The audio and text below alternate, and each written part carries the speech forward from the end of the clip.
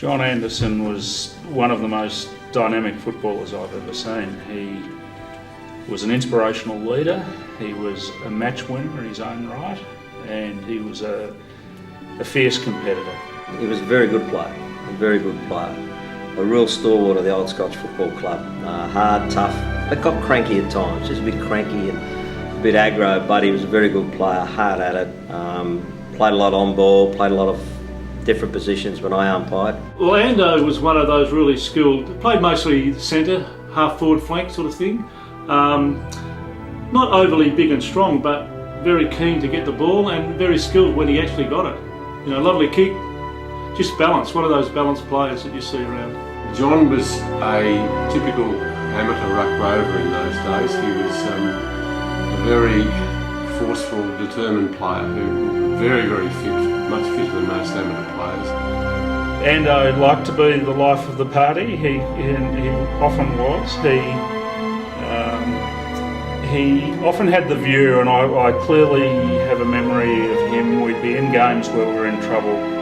In the last quarter, we might kick a goal, and Ando would run around saying, "We're going to get this, boys. We're going to get this, boys. I can feel it in my bones," was the expression he often used. And when we heard Ando say he could feel it in his bones, we all believed that in fact there was a super chance we were going to win. Yeah, I think he always played well in the state games. Ando was probably a couple of years younger than me, so he probably played a little bit longer than I did as well. Oh, just that he loved playing for the Big V.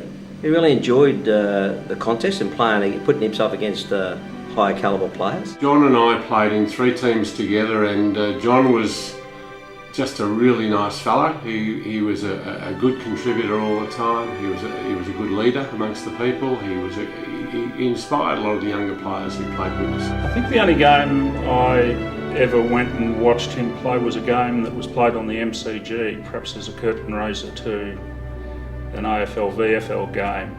So no, I didn't go, and I think we all prized our weekends off perhaps too much.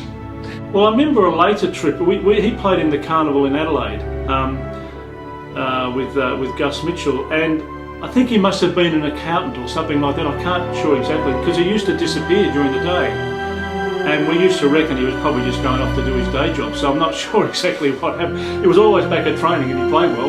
Nothing that we'd need to comment about. John was better behaved than most of us, I think. Oh, just his crankiness, the way he would get uppity, and he'd want to. It's kind of like he'd want to punch the wall, but he never ever overstepped the line. Charismatic, inspirational, and a match winner. Tough, unrelenting, all-round good player. Courageous, skillful, and just a great guy. I think just a tragedy that he died so young. 11 times a Big V representative, John Anderson is a Big V champion.